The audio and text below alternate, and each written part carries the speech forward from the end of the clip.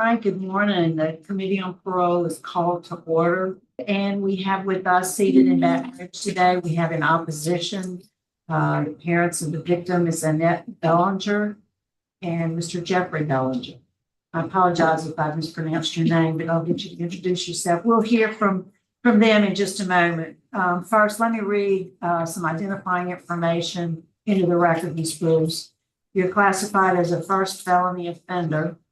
You're currently serving a 20-year sentence. You were sentenced in Lafourche Parish, June 28, 2021 for vehicular homicide.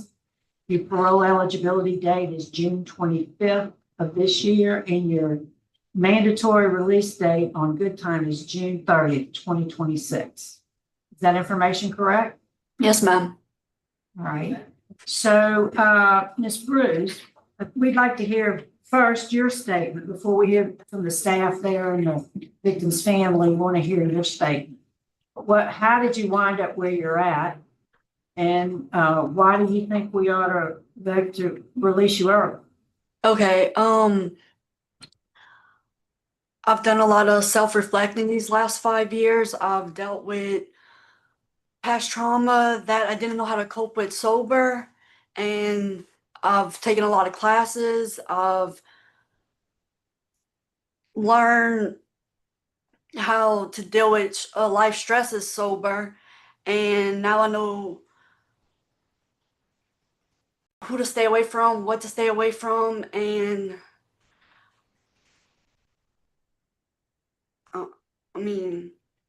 I'm sorry.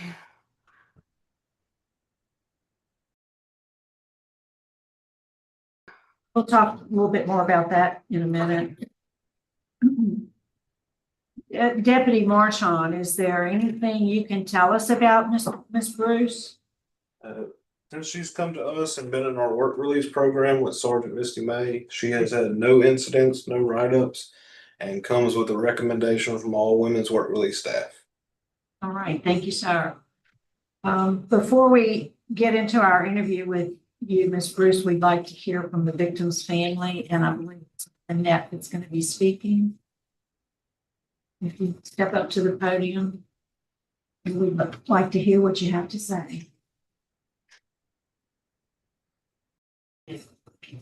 Excuse me. Okay. First, I'd like to thank you for giving us this opportunity. I only hope what was said is true. I do know that in 2021, there was a legislation enacted and revised the statute 14-405, which is to protect families of people who are incarcerated of being harassed through social media. Am I surprised that nothing's showing up? Yes. We did file a complaint. Kelly from MAD. We filed a complaint with the lieutenant at the facility where she was at. The reason I'm here today probably may not have, because the inevitable is going to happen. She's going to bring. Will we ever have our daughter back? No. Will our granddaughter ever vote her mother? No. She will. But our granddaughter cries. The reason why I'm here is because last year, Bruce, who's on social media, she sent friend requests to several of my nieces.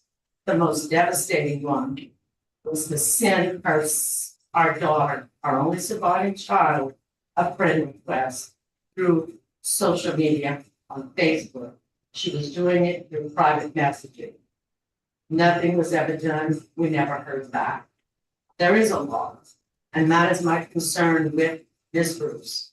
And as of 7 weeks ago, she is continuing on social media, and she goes by the name of Kim Spice. It's there. Her children are in the background. We come from a very small community, so we all know each other. She lives in the same neighborhood as our granddaughter's father's family, a whole bunch of them. My point is that I've known her since she's little. I was her brother's teacher when her mother was killed not far from where she killed our daughter. This was not an accident. This was a crash.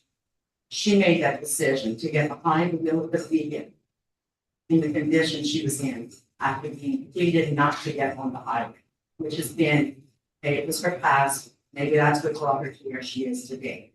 But why is she still on social media?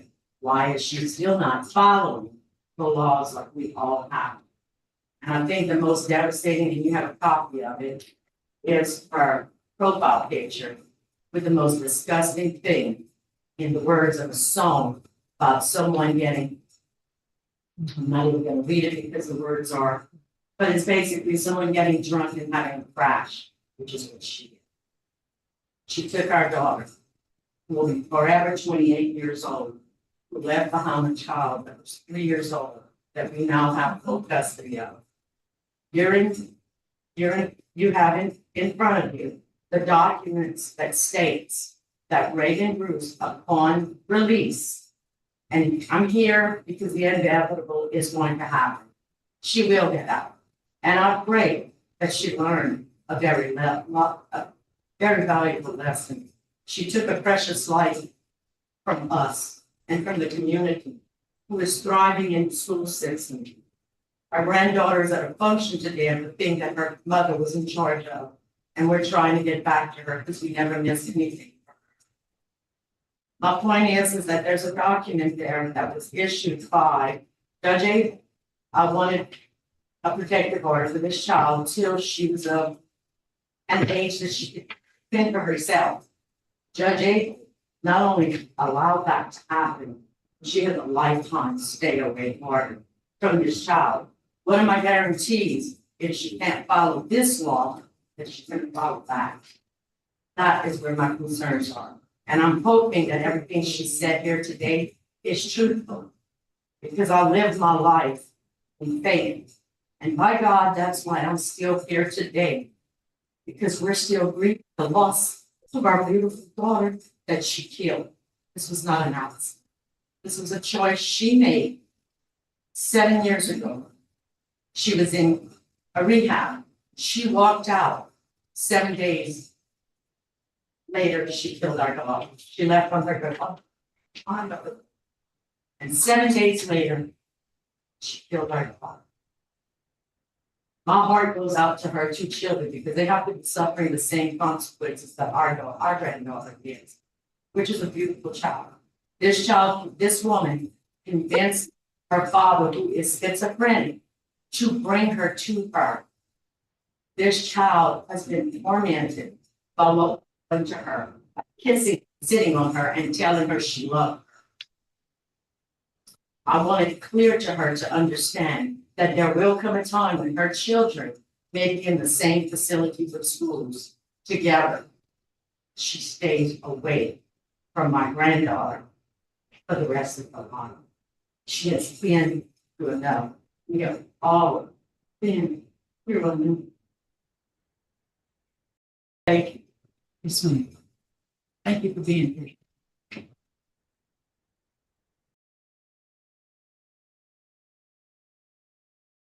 All right, Reagan, your case was assigned to me, so I do have some questions for you. Yes, ma'am. So you heard all that. I wanted just to ask you a little bit about the social media issue. Tell me about it. Yes, ma'am. I did not add nobody on that.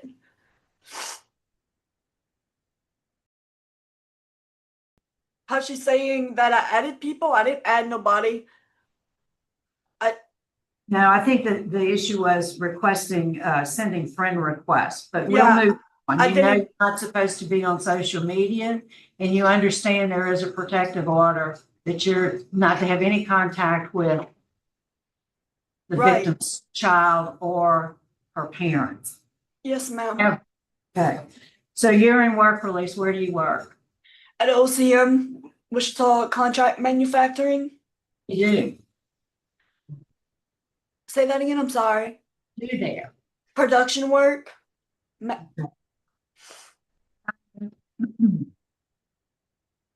So tell us about you mentioned you've taken programs and what have you, and you know how to deal with your past trauma and stay away from the things you're not supposed to. How are you going to remain, as Ms. Bellinger said, you will be released. You have either a parole date or a good time date. What is your sobriety plan? To continue AA, possibly do outpatient. I'm really interested in Celebrate Recovery and joining a church. I mean, I plan to stay sober.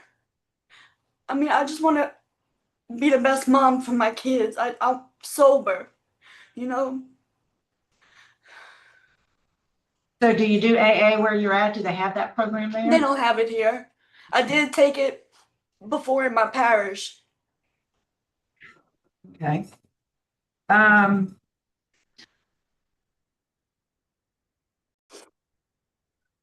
Your level of education, you claimed a year of college at intake. Yes, ma'am. All right. What are you planning to do to support you and your children whenever you go home? My grandparents own an insurance company, and I got a job already lined up for me. Right, I did see that in your plan, you do. I'm just going to sit back and listen to my colleagues to see if they have any questions. How long have you been incarcerated for? 5 years. Pretty much to the day? Yeah. Yes, sir. That's my only question. Questions?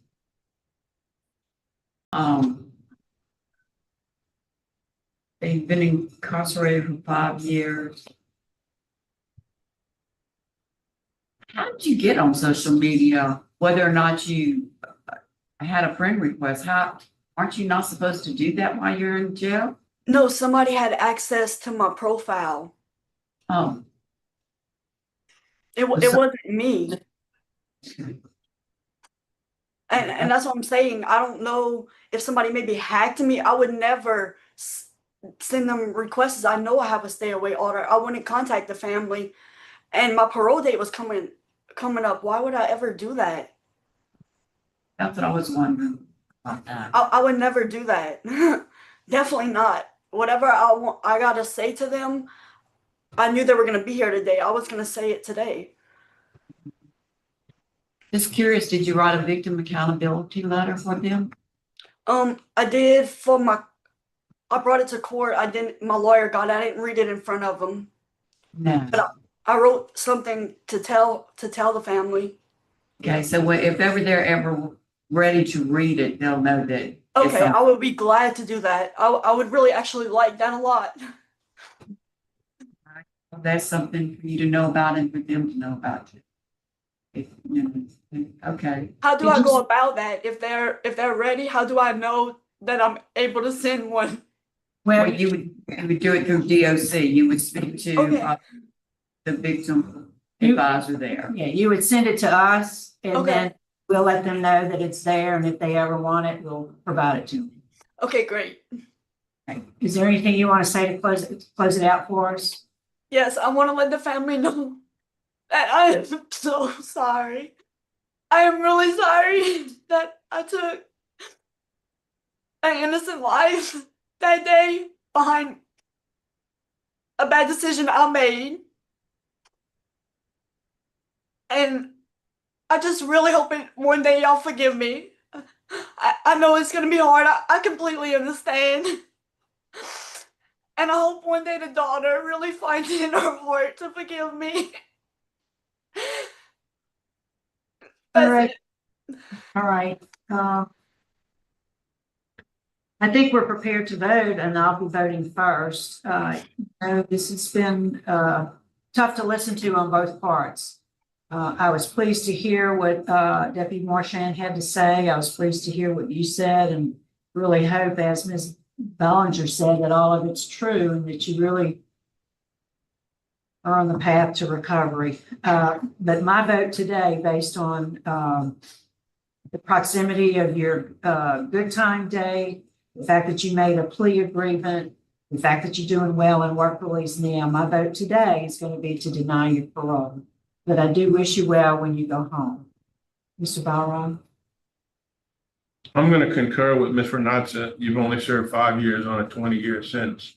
And you do have an automatic out date on June 30th of 2026, which is not asking a lot. You can concentrate on getting yourself better and programs in prison and good luck to you. Right. Mrs. Stapleton. I'm gonna concur with my colleague. All right, Ms. Bruce, good luck to you. All right, thank you. We're gonna sign out of, Washita at 9:27.